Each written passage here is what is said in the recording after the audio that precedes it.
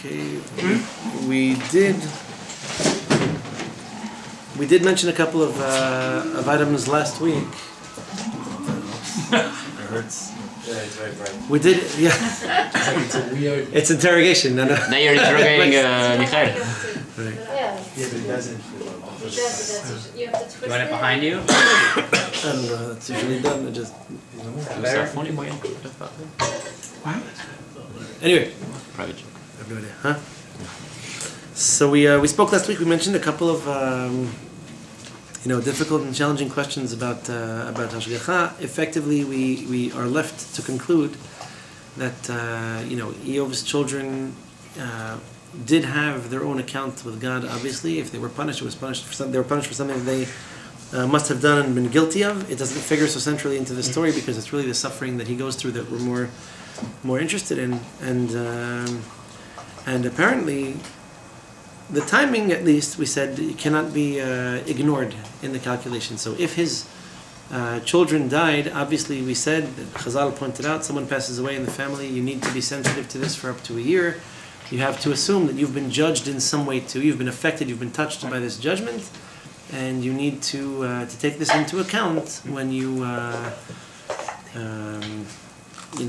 when you react and reflect on what it is that happened and what's happening. So what it is that they did, aside from partying, maybe eating, drinking, and indulging a bit, we don't have much by way of detail, but the assumption is that whatever it was between them and God was between them and God. How it affects him is a more central theme. But the timing of it and the fact that they're his children, obviously, it's a tremendous challenge to him too. Even if they deserve to be punished, doesn't mean that he himself didn't suffer from it. And in the context of the story, it seems that was certainly at least a secondary goal of allowing the Satan permission to harm them. Just to give you a quick, I don't know if we mentioned this last week. I don't think we did. Rav Sabato used to give us an example. The Rosh Hashiva used to give us an example of this kind of a situation from it was a case. It was a family, a couple that he knew personally, where there was a wedding in Betel, which is due east of Yerushalayim. Ramallah is actually right between the two. And the Hatan was running late. I mean, he's Jewish, and it was his wedding. You draw your own conclusions. And he's driving in a car with his best friend and his mother. Over the summer, we mentioned this. His best friend and his mother. He takes a turn way too fast, and the car rolls off a hill and into a ravine, and all three of them are dead on the spot. When was that? Huh? When was that? This is maybe Like last 15, week? 16 years ago. No. This is a long time ago. This happened before I came to Israel. I mean, this is maybe 14, 15, 16 years ago. Yes, sorry, right. Tonight's shiur was generously sponsored by Anonymous, an anonymous friend of the Sephardi Center in honor of the mitzvah of Ahavat Yisrael. So there are good people out there, we just don't know who they are. So the story of this wedding was his classic example when he would explain situations like this. You can't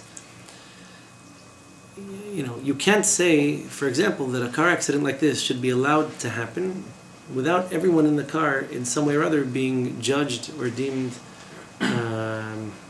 in some way, deserving of such a punishment. You must Right? be really bad because you said the Chatan is like protected somewhat. He wasn't a Hatan just yet. I'm just putting that out there. He And wasn't a the God Hatan also, just yet. she It's was like the the promises of the Hatan and his Averot being forgiven. Well, The suffering Maybe until he gets married. goes to the Kala must be also taken. that was my point. The Kala was the point of the story. So she's sitting there, she's waiting. Mm-hmm. The orchestra is, the band is playing. Everyone, the flowers, it was just a horrible tragedy, And she's sitting there unaware of all of this, that her husband, his best friend, and her future mother-in-law had just been killed. They couldn't be reached. Obviously, nobody's answering their phones, but that's what happened. So, for him to be able to initiate, such a chain of events, we cannot possibly say that there's no way that Hashem is unaware of their own din v'cheshbon, what they have coming to them by way of rewards and punishments. We can conclusively say that none of them were deserving of a miracle. No offense, okay, but if they had a miracle coming to them, like a get out of jail free card, probably that would have been a really good time for it to happen, and it didn't. So I don't mean any offense to anyone. I don't know if I'm deserving of miracles. I've gotten tickets before, and I've been pulled over for speeding. I have never done anything massively, totally crazy that, like driving a car way out of control, rolling off a hill. But the Rambam would basically not let you get away with saying much more than, they didn't deserve, they weren't judged as deserving of a miracle, because it's the only evidence I can point to is the fact that it didn't happen. So if they needed a miracle in order to save themselves and that didn't happen, each one of them could at least be said to be guilty of that. You're not on the high enough spiritual level to protect you from driving with someone who's driving insanely. I mean, there's just a crazy way to drive. He was challenging the laws of physics, and he lost. And the laws of physics, Hashem put them into effect when He created the world, so it's a kind of pretentious thing to do. Say, I'm going to drive really fast, faster than my car can be controlled, and I assume that even if I do lose control of it, God will control it for me. That's going very far. You'd have to be, I would say you'd have to be a prophet in order to deserve a miracle like that, but a prophet wouldn't do such a thing. If a prophet did such a thing, he or she would only be doing it for the sake of the plurality of Am Yisrael, for the sake of the nation, not for his or her own benefit, like to save time because you're late because you didn't plan things on time or whatever. So I've been late too. I just don't take people off a cliff with me. It happens I got held up, but okay, I'm not done, but feel free to post it. So I don't mean to intimidate you out of asking a question. So it's very hard to draw conclusions from situations like this. What happened. He was the driver. We have to, the responsibility is on him. They are the unwilling participants in the whole thing. I mean, did they have a choice? Not have a choice. They chose to get into a car with him. You want to go back and analyze and say, well, if you know that he's late and you know that he drives like a psychopath when he's late, then just take a cab. Okay, who thinks this way? But that might be the responsible thing to do, given the circumstances. The point that Sabato was making is, what about the Kala? Hashem doesn't know this is her hopeful, aspiring future husband. Hashem doesn't know that this is a travesty, this is a disaster, it's a catastrophe for her. Well, maybe not. You don't know what kind of husband he would have been. Right. I mean, that's already speculation. Let's complete speculation. Right. We'll be the devil's advocates and say, so to speak, we have to assume that he was a good guy and she made the right choice. But if we imply that marry somebody like her. Can I ask one question on the? Well, all right. We're it's getting cold in here. So yes, you could jump to all kinds of conclusions, assuming everything else was normal and the same. Then maybe the very fact that they put themselves in such a situation is something potentially punishable by death. Meaning, if you put yourself in a crazy situation, there's no way I can make it to work on time. I just have to drive like a madman in order to get there. Driving like a madman is not a really good idea, and you might kill yourself and take other people with you in the car, in another car, pedestrians. So, yeah. You said we can say at least that he wasn't a tzaddik. No, I didn't say he wasn't a tzaddik. You said that? He might have been a tzaddik relative to other people or certain levels. He wasn't a tzaddik to the point that he deserved a miracle being performed for him. How do I draw this conclusion? I'd have to be a prophet to say that. In this instance. This particular case, it didn't happen. So if he deserved a miracle, that would have been a great time for one to happen, and it didn't. So the most we can say is he didn't deserve a miracle. Correct. Which In is what I this said. instance, we don't know. Which is precisely what I said. Now, it could be. Just like I can't say he's not a tzaddik because I don't know. Was it tzaddik? Was not a tzaddik? Fine. Maybe he was tzaddik until he made this crazy, irresponsible decision, and that's fine. And I can criticize him for that because. I'm just thinking. Assuming the laws of physics were. Garden of Emunah, it says, Hasidic stories about a family that had a baby and the baby died. They were waiting for this. I don't remember exactly, and then the baby died. Almost immediately, and then. There's a whole story, but the bottom line at the end of the story, they say this guy this was the reincarnation of a guy who was a tzaddik that was a convert and just was never born in a Jewish home, and that's all he needed to fulfill. And so actually we don't know, but this was all, the whole thing was a blessing from every angle. So it just seems kind of contrary to that. So I can't even really comment on that. to say somebody was a reincarnation of such and such, I mean, you'd have to have a mighty Right, I know. high level I'm just of trying to Rahman. reconcile. No, and this could well be. Then there are certainly facts that we're not aware of. We could try to find a way in which this was a best case scenario. I don't know if killing him was necessarily a way of saving him from a potentially disastrous wife, but I'll entertain that like I would any other theory. The point is that the wife is in the picture.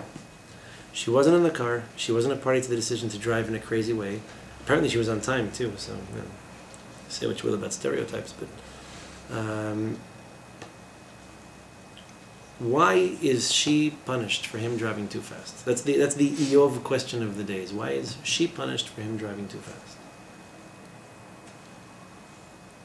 So we talked about this 2 weeks ago. We were saying, was it last week? How the Hatan and the Ger and the King are all they're forgiven, their their sins are somehow forgiven. So I now have spiritual indigestion then, because apparently, despite it all, he still went a step too far. So in this particular case, it's risky, it's dangerous to analyze personal cases. You have to be careful about that. Don't do it. But using the case as an example, maybe it's possible that I have to assume that they all had some kind of flaws or mistakes somewhere. Compounded by the fact, this is my own summary of such a situation, or how I would explain it. I wouldn't say it to the people at the Shiva, but compounded with the fact that they were getting into a risky and dangerous situation that very logically would require a miracle to get out of, I'm not uncomfortable saying they apparently did not merit a miracle at that point. So it could be for whatever reason. Again, I don't even know these people, I don't know their names, but Shabbat, Kashrut, Taharat HaMishpacha, Lashon Hara, you name it, we all have things on our record. Under the wrong set of circumstances, those things get emphasized, they get focused on. And everything that we do regarding teshuvah and kapara, mechila, asking for forgiveness, pardon, atonement, etc., is designed to sort of take the focus off of those things, focus on our potential, and start realizing it such that they become insignificant. These are just facts from my past. But when push comes to shove, at the moment of judgment, like you're doing, so you've crossed the limits of control right now. You've violated the physical laws of nature. You need a miracle. You need God to change the laws for you. Okay? You've actually tried to force God to do that in order to avert the catastrophe. And that's what's not going to happen for a variety of reasons, one of which may well be, why would God change the rules if they're logical and find favor in His eyes? You're audacious, really, in asking for such, in requiring or demanding such a miracle. Shlomo. So, I'm not putting those words in your mouth, but the way you're saying it, I feel like, not he's a bad guy, but like he didn't deserve it. That's what it sounds like. Like he's not at the level of, he's not at that level, he just didn't deserve it. In that case, there's so many, how do you explain the Shoah? How do you explain all the people, all the Talmidei Chachamim that dedicated their entire life? So what happened to them? Well, to refer you back to the Gemara, we did discuss this. Can I just add like a corollary to that, because my question was very similar? Yeah. How do you explain like the Arizal and other Talmidei Chachamim who are like 30 something and pass away? Okay, the Arizal knew he was going to die, and he knew why. That's an easy one to explain. I mean, he said it. If he didn't say it, I have no right to comment. There have been many of them who were like age of 30, 40, and they like, You pulled the trigger. You pulled the trigger on him. Let me give you an explanation. I mean, I didn't want to derail from. No, it's fine. So you asked me about a tzaddik dying early. So here's an example. His particular case, but it's a peculiar one. Rav Chaim Vital asked him a question. The result responds to him, and he says the whole background to the story is that he had this revelation. An angel told him, "It's time for you to go to Eretz Yisrael because there's a student waiting for you in Tzfat." He's referring to Rav Chaim Vital. He'd be the one who would learn his Torah and know how to pass it on, basically. So he teaches over the course of 14 months. At the conclusion of this 14 months, meaning, who knew the conclusion? Just after 14 months, Chaim Vital asked him a question regarding the kavanot of the tefillah, specifically regarding Sfirat Omer. Whole long explanation of what's going on over there, Kabbalistically speaking. So he said, he has a question. He wanted to know what was exactly the purpose of the kavanah, such and such. So the Arizal says to him, "Are you sure you want to ask this question?" He says to him, "I think I am." Why? He says, "You might regret it." So he said, still, I'm here to learn, I'd like to know. He says, okay, no problem, fine. Explains to him what must have been a discussion of a couple of hours. At the end he says, so just so you know, to keep you posted, like I'm going to die now. Just like that. I revealed as much as I'm allowed to reveal in Olam Hazeh. I know that the decree was made that I came here to reveal these things. Apparently he wouldn't have done it if he didn't think it's what his job was. He said, now that I revealed this, I know that I have just a few more days to go and then I'm done. And that's what happened. A few more days and he passed away. So, as an example, it's a kind of unique one. There are a lot of things that we can take into account. We could go pretty far from the text of Iyov in describing this. The Gemara's quick and easy answer for this is a tzaddik v'ralo, a tzaddik who suffers, perhaps it's not a tzaddik gemor, maybe it's not someone who's perfect. So I don't know who's perfect, who's not. You're going to tell me, oh, but this person was a rabbi, he was learned. Yeah, I'd like to introduce you. Some people call themselves rabbis too. I don't know. Not that, but everyone. Some are straight, some are this, some are that. Just because he has a title, because he has a job, because he has a position, because he studied. So we know people who studied and learned, had positions and made mistakes. So I don't know. You can take Rabbi Yosef example. He was 94. Okay, so that one was in a car accident. So it's as the law of nature for Rabbi Yosef is the law of nature for that guy also. It's exactly the same thing. I don't know what merits and demerits each one had. I can tell you in terms of merits, but Rabbi Yosef had tremendous merits because the entire nation came to him with questions. But I'd rather not focus on individual personages. I'll tell you this, that there are many things that happen when someone passes away, and there are certain times at which there's a beautiful midrash that explains this way. And it's a very deep concept. Midrash talks about bal tashchit. If you're going to war over your enemies, it's obviously melchemet rashut because you can do whatever you need to save somebody's life. But if you are going on an elective war, we need not necessarily go to war. We're doing it in order to make the economic situation in Israel more viable. So we want to regain control of the Jordan River because we need the water, for example. So if people are going to die if we don't do this, it's pikuach nefesh, we'll do it anyway. If it's just to make life more comfortable, easier, reduce the price of water, etc., probably melchemet rashut. It's a war that we're not necessarily obligated to wage, but we can if we want to. So if we're laying siege to a city, we're not supposed to cut down fruit-bearing trees in order to make a battering ram, to destroy to break the gates or break open the doors of the city. So we learn from this that we shouldn't destroy anything productive or useful for no reason, even for a seemingly good reason, unless it's a really compelling one. We should not be doing such things. We learn that you shouldn't be wasting money, you shouldn't be wasting food, etc. Bal tashchit. So this is the concept. So there are a lot of fascinating questions that are asked because sometimes trying to preserve something actually comes at a tremendous cost. What happens if this particular tree is growing in such a way that none of my other trees are growing around it? It's too big. The other trees are more productive, potentially, and this one's not. What if the tree is growing in a place where I'd like to expand my house, or I could expand a walkway, or I can do something, it could be costing me productivity. So is my potential productivity more or less important than the tree itself? The other one of these questions the Midrash asks is, what if, in the Tanchuma, what if the wood of the tree is worth more than the fruits that it produces? Okay, I happen to have an affinity for smoked meats. I can tell you that most fruit trees make a delicious smoke. It actually smells sweet. So cherry, apple, peach, pear, you can use all these trees to make really pleasant smoked products. So what if the wood itself, cherry by the way happens to be nice for furniture too. There are a few other pecan, hickory, you can use them for furniture too. So what if the wood itself is worth more than the fruits? Meaning what? If I were to cut down the tree, I would get more money, more productivity, if that's what we're concerned about, than the fruits the tree produces. So maybe my cherry tree only produces 120 pounds of fruit per year, and the fruit is worth $1 a pound. So it's $120, but I can sell the wood for $1,200. It's a big, beautiful cherry tree. So the Midrash says, in such a case, it's not bal tashchit to cut the tree down. It serves a more productive purpose once it's cut. Anaf Yosef has a beautiful Perush on this Midrash, where he explains this is why sometimes tzaddikim are worth more after they pass on than when they're currently alive. In other words, it could be someone that's tzaddik who reaches a certain old age, maybe not as productive as used to be, but the neshama itself is worth a lot. Only it doesn't function uninhibited in Olam Hazeh because the person's trapped in the body. So reclaiming the neshama in the non-physical world has a tremendous effect that we're not aware of, but it may be worth more than the mitzvot that the tzaddik could have performed over the course of another year.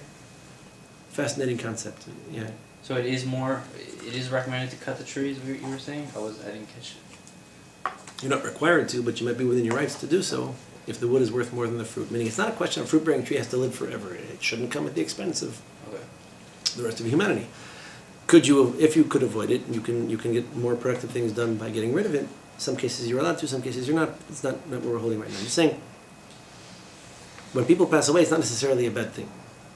It's a bad thing for the people, we perceive it as a bad thing, people who are most closely related or who depend most directly on the person in question, but not necessarily a bad thing. We do have such a concept. The Christians did what they did with it, but this concept of someone dying and actually achieving a certain degree of atonement for other people. It's a pasuk in Yeshaya. Because of evil, the tzaddik is collected, so to speak, taken back. We're not going to make idolatry out of it, but the idea that there are situations in which someone passing away can appease a certain judgment against Am Yisrael. Speaking of which, have you ever seen the interview with Rav Mordechai Eliyahu's wife? It's fascinating. Look it up on YouTube. Rav Mordechai Eliyahu, former chief rabbi of Israel, who, by the way, was in his 70s, I believe, and I don't think he made it to 80. I think he was maybe 80. But he passed away a few years ago. I think he was definitely younger than Rav Yosef while he was alive, and I think he passed away already 6 years ago, 4 years ago. So his wife discusses this, that she had conversations with him while he was sick, and he was in and out of consciousness, and he told her that some pretty terrible things were supposed to happen, and that he said, I'm ready to go now if it'll change the gzirot, and chose what he chose, and what happened. But again, this is someone that I met personally, and this is what his wife described as their conversation before he passed away. So, who am I to say? It wasn't what I had meant to focus on more exclusively tonight, but these are difficult questions that we have to ask. And again, we cannot say, for example, in the case of the Chatan and the Kala, that Hashem is ignorant of the suffering that's likely to be caused to the Kala, and so in some certain way, we have to... Very violent. Very, very violent. It scared me for a long time. Yeah. Still does. I can see that. So obviously we can't say that HaKadosh Baruch Hu is ignorant of the suffering that would be caused by someone passing away, to the parents, to children, to employees. Someone dies and the business closes and that's it. They're all out of a job. So it must be said, it must be believed that Hashem takes all this into account, and nonetheless, the timing comes when the timing comes. It's, this is the time that was deemed to be the most fitting, the most appropriate time for this particular event to take place, including all the collateral damage that would be caused to the people around the person in question. So, a little bit of a different direction on this. It's actually a pasuk that I wanted to pick up last week, and well, thank God, I'm happy that we have a question. Did you have a question before David? I do, but I forgot to do. Oh, sorry about that.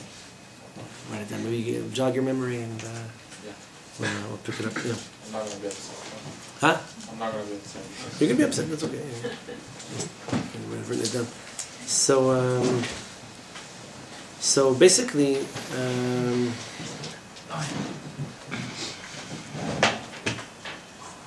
the end of the first paragraph in the book, and I apologize, I did mean to put out the pages this week. That's up, we'll have them for next week. So Iyov and his children went. This is already pasuk dalet. I mean, it's the 4th verse of the book. Iyov and his children went and had a party. Each one. Every day in the house of a different one of his children, and they called their 3 sisters to come and to eat and to drink with them. And once they had completed the number of days they had determined for the 7-day party, Iyov sent and decided to Hashem literally tried to sanctify them.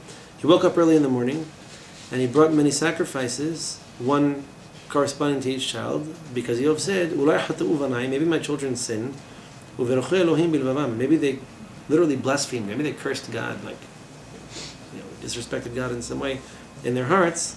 Kacha ya'aseh Iyov kol hayamim, and this is that he would bring these sacrifices every day, and be like, maybe my kids did something wrong, and he was concerned.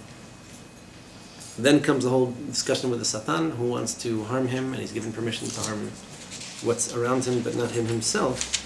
Just the pasuk that I wanted to quote was where Iyov starts to reflect on this, and he starts to consider what it was that happened. He hears one bad piece of news after the other about his all of his employees, his servants being taken captive or killed by an invading army, and the house collapsing, his children dying, etc. And basically, what he begins to wonder is maybe he was better off not being born. Maybe he was better off just, not having lived to the age that he had lived, not having seen all the things that he had seen. And here's the humdinger of a pasuk, where he basically says, when he falls into despair, "Pachad pachadti vayetayani, v'asher yagorti yavoli." Literally translated, "Pachad pachadti," I feared a certain fear, I had a certain concern, vayetayani, and it came to me, v'asher yagorti yavoli, and that from which I was afraid, happened to me, basically. So, at the simple level, we're effectively saying, what he's saying is that I had a certain fear, a certain concern, and it's like, wow, look at that, what a coincidence, exactly what happened. I was concerned for something, I was afraid my kids were sinning and that they had gone too far and kind of ignored God, or maybe even done worse and disrespected God. And exactly what I feared is what happened. Like, oh shucks, the one thing I wish wouldn't happen, and that's what happened. There's a fascinating drasha of the Zohar Kadosh on this topic, and the Zohar says, "Pachad pachadati vayetayani," I had a certain fear, and it came to me. The Zohar says, because you had this fear, that's what happened. In other words, it's not right. Effectively, it's not a coincidence. It's not, oh nuts, that one thing I was always afraid of, or that one recurring nightmare, happened to come true.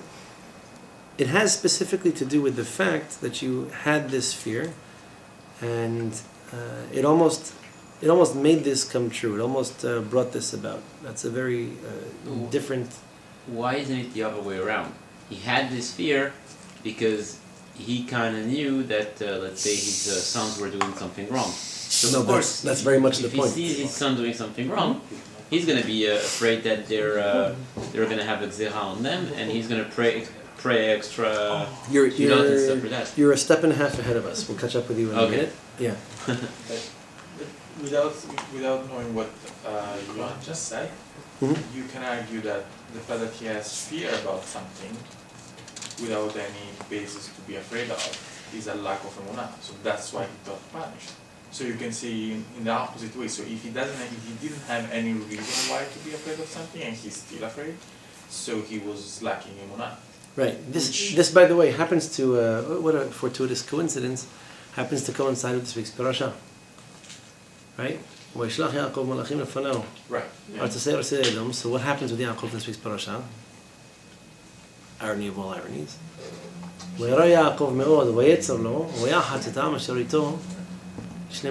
Right? So he decides, Yaakov, when he sends gifts to Esau, he prepares himself, he prays to Hashem, he becomes very fearful in the interim, and it became very tight on him, like the situation, he felt desperate. So and he divides, he splits into the group, the nation that's with him, meaning the people, his family, into two groups. And if Esau comes and kills one of these camps, then the other camp is going to survive. Really? Yaakov Avinu a prophet of all things, is afraid now of Esau. Tell me he was in Eretz Yisrael, he never left. I hear that. You could say the same for Arabs today in some cases. What does that mean? They're right, necessarily, by definition, no matter what they do, they're going to succeed. And he divides the camp in such a way, so he made preparations for war. He planned for like a worst case scenario. His kids are young. Esau was 400 people with him. I mean, this was basically him reaching some degree of desperation. So the Midrashim are kind of out on this. Hishtadlut. Yeah. The same God that promised you when you left Eretz Yisrael is going to protect you. What happened now? It doesn't matter. As a prophet. Now don't tell me that I have Emunah, but Hashem never sent me a text message. Yeah, So, that's how I okay, am. I get alerts about severe weather. I don't get alerts about that. Fine. Every day in the Amidah I say, Refeinu Hashem ben Arafo, Shainu Hashem send me, I know HaKadosh Baruch Hu. I still have to go to the hospital if something goes wrong. Fine. I'm going to challenge you then from the story of Yosef, where Yosef is in the bor, he's in this prison, effectively. He asks twice, he requests that Sarah Mashkim, Paro's bartender, should remember him and not forget him. And for this he spends another 2 years in prison. So wait a second. I have to make ishtadlut. I have to make my efforts. So, But don't we have to look at the outcome? so before we get ahead, just write your questions down so you don't forget them. We'll learn from experience. Don't we say that for Jack? Or just say them. For Yaakov, we said that he was not sure he had enough merits to deserve a miracle. Yeah, we have to understand what that means in context. Because And that's, it's I mean, not first of all, based in, humbleness. Yosef it's not about that. It's just that he added a security to his. well, I don't know. Maybe it's they both have a different approach to desperation. Yosef is already in prison. He's like, okay, it's one thing to believe Hashem's not going to put me in prison. I'm here now. I get it. I don't want to be here anymore. It's time to go. This is what we said by Rabbi Elazar, Rabbi Yochanan when they were sick.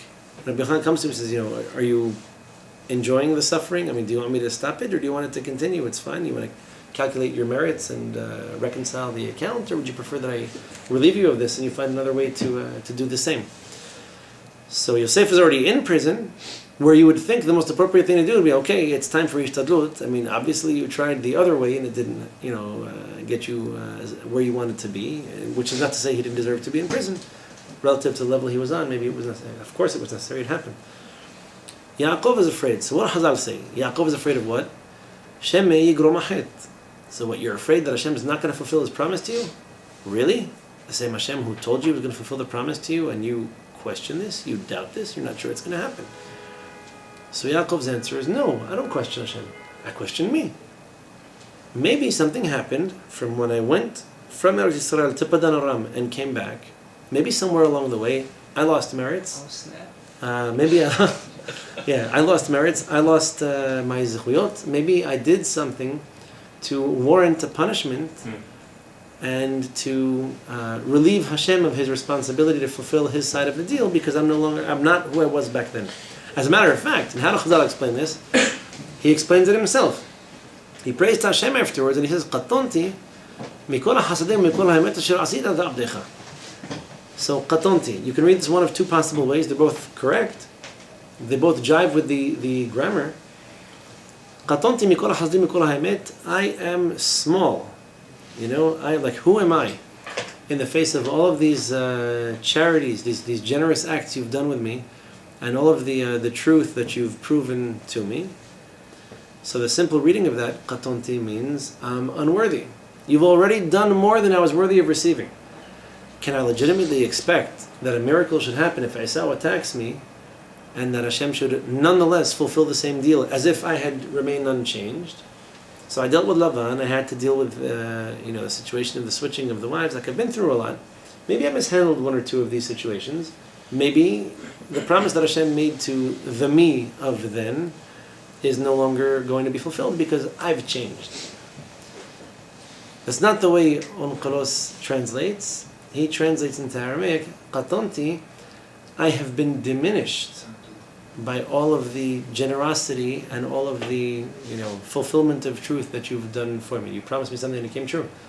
So Qatonti, not that I am small, I have become small by virtue of having received things that I didn't necessarily deserve.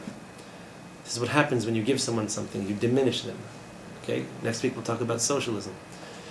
If you don't earn something, it doesn't stand on your merits, it's just not going to last. It's unsustainable. Yaakov is saying, wait, I don't deserve what you've done for me up until now. If I'm in a situation now in which I require a miracle, right, I'm going to pray, and I'm also going to prepare myself for the default situation of no miracle happens. In which case, I'll at least try to minimize my losses, etc. So is this an act of faith or an act of lack of faith? Well, we're talking about Yaakov Avinu. Incidentally, Avraham Avinu also did something kind of similar. When Hashem promises him he's going to inherit Eretz Canaan, Israel, and he gives them the covenant, the Brit Milah, and right away he says, Hashem Elokim b'may da'aki Roshana. How am I going to know that I'm, like, through what shall I know that I'm going to inherit the land? God just told you that wasn't good enough? I would have cashed that check. Might have run really quickly to the bank before it gets taken over. Yeah, well, why not? Hashem just told you, this is what I'm going to do for you. And you question and you ask. So what was he asking? Maybe he was saying, give me a sign, show me an indication. How do I know? How long? How is it going to happen? Through what? In the end, he had Ishmael, and that wasn't it. So what was it? Because after this, he circumcised Ishmael. Ishmael's already 13 at this time. So if I had a son and that wasn't it, then I guess I'm going to have another one. Then what's going to be with this one? Maybe he should be the one that inherits. Said, no, don't worry. Ishmael is Ishmael. He'll get what he'll get, but he's not the one inheriting this land. He's not the one that continues this covenant of prophecy, etc. So on the spot, Abraham gets a promise, and then he asks, how is it going to come true? What do I have by way of assurance, or what indicators or allusions can I expect, a sign in the future? So as the first prophet in quite a while, I guess, it's there wasn't much by way of precedent to work with. But at his level, Chazal reproached him for this and said that he was in a way punished for having said such a thing. Hashem's response is, you want to know, here's what you should know. You should know that your descendants are going to be slaves in a foreign land, and they'll be tortured and tormented, etc. So Yaakov, Hashem promised him, okay, it was 20-something years ago, but he promised him, you're leaving Israel now, I'm going to protect you, I'm going to provide for you, etc. You'll come back. And Yaakov promises this is going to be where he brings a korban, this is in Yerushalayim, he's going to bring a sacrifice when he comes back. He ultimately pushed that off, and eventually he fulfilled it. So he's fearful for good or for bad reasons. If he's fearful at the simple level, he doesn't believe Hashem's going to do what he promised him, then that's weak. That's a form of weakness. That's saying, I know I was promised, I just want to make sure. I'll ping a little email, that deal we made, it's still on. So Hashem made a deal. Why do you suspect that he wouldn't fulfill it? If you're questioning yourself, I would think it's not necessarily a challenge of your faith in Hashem, it's a question of your faith in yourself. If that's the case, whence the reproach? What are you reproaching him for? What did he do wrong? He's questioning himself. That's fair, we do this. We're actually encouraged to. When I engage in introspection, I may ask myself, have I done the best that I can? Am I doing the right thing? Enough of it? Too much of one thing? Not enough of another? We all should have these thoughts at some point. It's a healthy thing. You assess yourself. Assessment's a good thing. Ask me next week in the class on socialism. So the act of doubting himself, interestingly enough, does in a way call into question Hashem's judgment. Okay? I'm going to propose this as a potential answer. If Hashem has faith in you, enough so that he's going to make a deal with you, Hashem apparently, based on your track record and what Hashem expects you to do in the future, has found you worthy of certain promises. If you constantly doubt yourself and constantly question yourself, believe it or not, that's going to have an effect on your soul. Right? Whether or not what you doubt or question actually exists. Have you ever met anybody with some kind of nervous disorder? Gail, put your hand down. Have you ever met anyone with obsessive compulsive disorder? Let's talk neurosis. You get the psychosis, things like paranoia, people hearing all kinds of voices, thoughts, images. So it's not necessarily reality, but your perception of it that drives most of what you do. Right? Then we have the classic reverse paranoia. You may walk around believing everybody loves you, likes what you do and likes what you say, and continue to conduct yourself that way for years. It doesn't necessarily mean reality is such. But your image, your self-image, your impression of yourself, your assessment of your own potential, and inevitably your ability to realize your potential are all going to depend in some certain degree, to a certain measure, on your self-image. If you don't believe in yourself, you probably aren't going to do anything very productive. Because why should I try? Why should I bother? What's the big deal? Let somebody else do it. Am I really that smart that I can solve this problem? Am I really that strong that I can get through this tough time, etc.? Well, if you think that way, you're probably not going to do it. And your thoughts are going to become a self-fulfilling prophecy. And so when you fear something, when you have a concern for something, it does affect your ability to do it. So if Hashem told you, I have faith in you, you're going to do this, you're going to succeed, and I give you my promise now, based on things you haven't done yet. Well, it's based on things you've done heretofore. Up until now, you've gotten this and this done, accomplished, etc. Going forward, I have faith in you that you're going to succeed, and I'm going to give you my promise. Hashem doesn't give these promises out every day. Still waiting for mine. If they were promised such a thing as prophets, the expectation is you should have a certain degree of confidence. Don't be conceited or obnoxious, pretentious. Don't let it get to your head. But this should at very least give you the strength to go through difficult times and say, look, I know that my father-in-law is a crook. I'm still going to deal with this in a dignified way. I may not get along with my employers or my employees. You can handle yourself in a dignified way. I have a dispute with my wife, etc. Find a respectful way to resolve it or, to get around it. When you question yourself, when you call your own capacities into question, your ability to conduct yourself to the maximum of your potential is going to be compromised. And so you've changed your game plan. And when you change your game plan, you start to get weak. You start to lose motivation. You start to get distracted from the goals that you ultimately could reach. You reassess.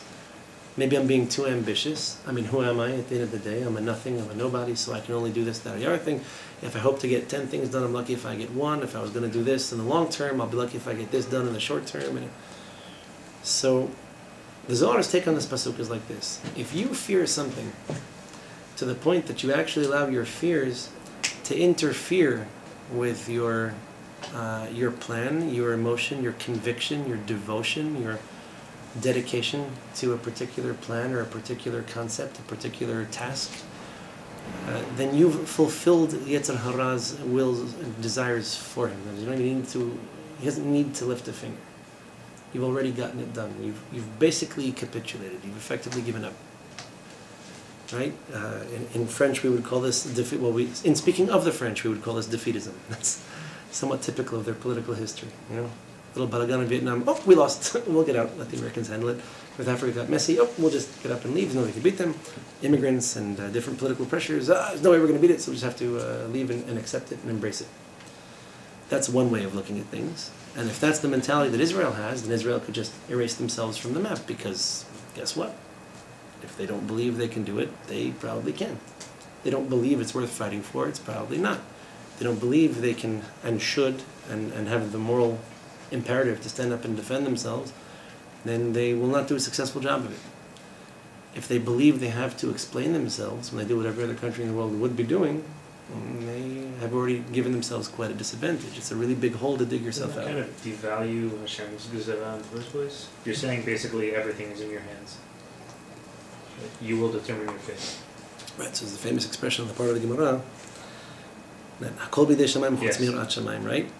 And the Gemara promises you in 1,001 different places that your parnasah depends on your love and fear of God and your actions that should reveal that. Your degree of faith, your degree of conviction, your degree of performance of mitzvot and religious practice. So effectively, I don't mean to disappoint anyone, but yeah, you make these decrees. Right?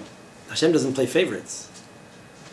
Not your tefillin are more important to him than Tzvi's, or that Mike Chasson's Shabbat is more or less important than David Saraf's. We all have the same opportunities. We all have the same mitzvot to fulfill. There's no reason why your efforts in Yirat Shamayim shouldn't be rewarded, or your lack of efforts shouldn't be taken into consideration. So yes, it's true that everything is a function of what Hashem wants to be. What does Hashem want to be? He wants the reality, says the Rambam, Moreh Nebuchim. I will not stop quoting that book. Reality is nothing but a reflection of you and your efforts and what you have to show for yourself and how you deal with things and how you accept them. And you make these decrees upon yourself, effectively. So your will creates your reality. That's not a new concept. Yeah, I didn't coin the phrase. So now going back to our original point that Yaakov should not have relied on a miracle, how do we reconcile that with this new idea? You don't rely on miracles wherever you don't need to, which is 999% out of 999 cases out of 1,000. Where you have no choice but to rely on a miracle, all you can do is hope that it'll happen.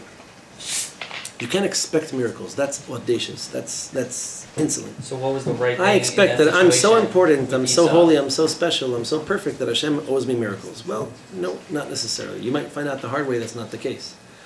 So when you have in your hands the solution to a problem, you can read this as Hashem gave you the wherewithal to deal with this financial situation or that health situation.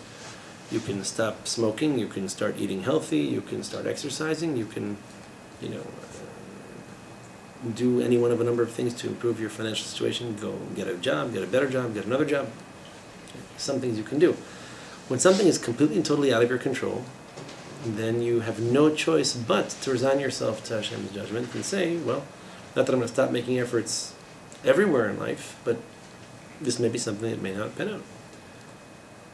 A pretty difficult example of this is when someone dies. You can hope and you can pray and you can raise money and you can, get medical advice and get a second and third and fourth opinion.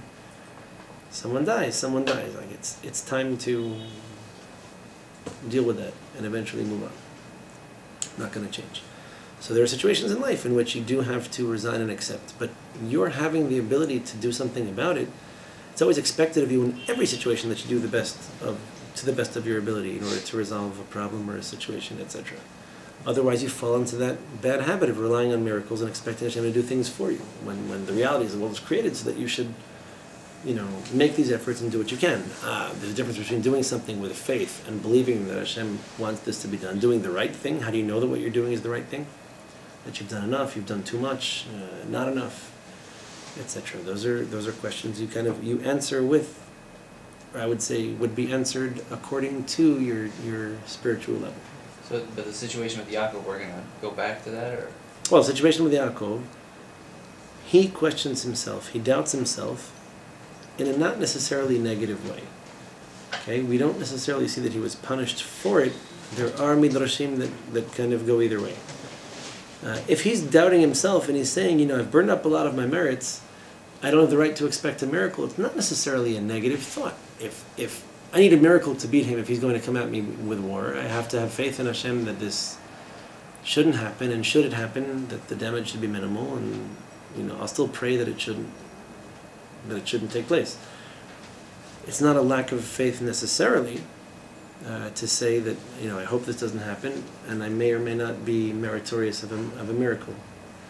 Happens to be that Hashem promised him that he would protect him or save him, and gave him no indication to the contrary. See, in the meantime, he had a prophecy on his way out of, right before he left Padan Aram. Hashem says to him, go back to Israel. So Hashem says, go back to Israel so I can kill you there. I guess that's the source of part of the what fuels a little bit of the fire of criticism is, come on. Hashem wanted to kill you, could have killed you in Padan Aram too. Wanted to come back to Israel, why? To fulfill the prophecy that was promised to your grandfather and to your father that you and your descendants would be inheriting this land. So if Hashem made this promise and he's telling you it's time to go back to Israel, it's probably because he's intent on fulfilling the promise. This is the time for that.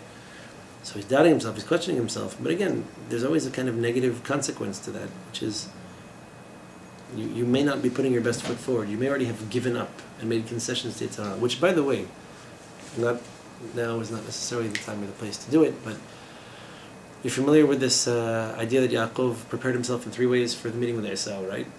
One was that he prays. I mean, it's never a bad idea. He prays, he prepares himself for war. He divides them into camps. Gifts. And he brings him gifts, right? The Zohar refers to the gifts that Yaakov gave Esau as shohada l'sitna. Literally, bribes, like bribery of the devil. Meaning, Which refers to that? The Zohar. Zohar. The Zohar. So what does it mean to bribe to the devil? It means, well, the defeatist attitude, effectively. I know that I can't defeat him, so I have to concede something. I have to give him something, which is already a loss. You know, you can't always win 100% of the time, but when you make a concession, you're conceding a loss. You're saying, I'm giving you this for free. You don't even have to try, and you've got it. Right? I don't know if I told you this before, but commit this to memory. Rav Rebbe once asked an interesting question of Rav Mordechai Atiya, Shiva of Yeshivat Achim Shalom, Yeshivat Mekubalim in Geula in Yerushalayim. So Rav Atiya, I don't remember what the question was. Rav Atiya answered and he said, listen, anytime you find yourself negotiating with the Satan over your mitzvot, you've already lost. Right? The example Rav Rebbe gave us then was, Rabbi, should I learn Torah all night and then pray with a late minyan, or should I go to bed early, put the books down and pray with the sunrise? So he would say, go to bed early and learn more Torah. What's the big deal? You can't do both. You've decided, or you made a decree that there's no way I can fulfill both. Do I go to this wedding or that wedding? That's a hard question. Only so much you can do. The wife will go here, I'll go there. I'm closer with him, she's closer with her. Okay, that's sometimes you can't be in two places at once. But people who ask you these questions, like, is it better to wear a kippah and sometimes make mistakes, or to not wear a kippah and do whatever you want? How about I just wear a kippah and behave like a human being? Is that possible? Can I can I make a request for this? Is it okay with you? Then, some people they put on tefillin but they act like jerks. Just put up tefillin and be a nice guy. Why have you already cut a check to the Satan before? You didn't discuss anything. You already decided I'm either going to get up in the kippah or do this in public. I don't play these games. So you've already decided, this is the defeatist attitude. I've already decided I can't do everything. I can't do half of it. I'm just going to take this. Boom. Negotiations start from this point on. Ideally, at least show some effort, struggle, challenge something, ambition. So are we saying... So this is this, interestingly enough, when I mention this in the context of Yaakov having fear of certain scenarios, basically, he does show you that he's negotiating with Esau in the sense that he's almost telling him, I'm wrong. Or maybe I'm undeserving of a peaceful encounter with you, or undeserving of Hashem performing a miracle, should it be necessary, and saving me and my family from you, if you're still as mad as you were when I left. So he sends him these gifts, and he sends these 3 different camps, going one after the other. What's this? Oh, isn't that nice? And who's that? Oh, is that another gift? And here's another one. So he's basically trying to snowball him over, it's just so sweet and so kind and so generous, how could I be mad at you? Where the Zohar actually asks in a kind of critical way, why are you giving gifts? You're making voluntary tax-free contributions to the source of evil. Do you appreciate this? This is what happens when you make concessions to the devil. You've basically decided the devil deserves something, and I'm going to give it. Now, there are situations in life, I know we're a little bit over on the time, but the question came up. There are situations in life in which we have no choice but to make a concession. How about we reserve them for places where we have no choice but to make a concession? So every time anyone asks for any land from Israel, the answer should be, okay, but we'll give you less than you asked for. Well, then every time somebody asks for something, you're just encouraging people to ask. You're just encouraging, the more they ask, the more you give. That's how defeatism works. It's the beauty of defeatism. You don't stand up for anything. You save yourself the trouble of having to fight. But at the end, you'll have nothing to fight for because you give it all up. So either you stand up now, you take a stand, right? You take a stance, you take a position, you say, this is what I'm going to do. And I'm willing to suffer for it. I'm willing to struggle for it. I think it's worth it. I'm going to do it. I think it's worth defending. I think it's worth, investing in. And you'll do it. Maybe you'll succeed and maybe you won't. But if you're pretty convinced of it, you probably will succeed. If your attitude is, all right, I'll put on tefillin, but only this one time because it's going to be really hard to wake up tomorrow morning and I like this TV show and that thing, I just can't do it all at once. Well, you got to decide what you want to do and what you don't. And if this is important to you, you're going to sacrifice something for it. And if it's not, then you've already lost. Don't even start with the negotiations. I'll do this if you do that. Then don't do me any favors. It's a topic in and of itself, but we'll talk about it more over the course of the Shabbat, because really there are times where you try to do everything and you end up with nothing, and there are times where you can probably do a lot more than you're doing, and that's probably 99% of the time. So there's an appealing, there's a philosophically kind of sophisticated appeal to this concept of concession. Like, well, what's more reprehensible than someone who thinks they can do it all? Well, it's also just being That's- realistic. Sometimes that's how you look at it. Reality is going to change based on the efforts you're willing to make and your degree of conviction. So if you believe reality's already got you and no way you're going to do it, so then give up now. Well, I hear you. No, if you feel that way, that's probably true. If your attitude is, I want this and I'm going to work for it and I'm going to do it, then you are much more likely to succeed. You can't promise you all the time. I can guarantee you that if you have the defeatist attitude and you give in, you're not even going to get in the first gear on anything. So it's not likely to happen. All right. Anyway, we went a little bit over with Iyov. God's help, we'll pick it up from here next week. Take a quick 2-minute break to have some pizza, and we'll start with halacha. Just the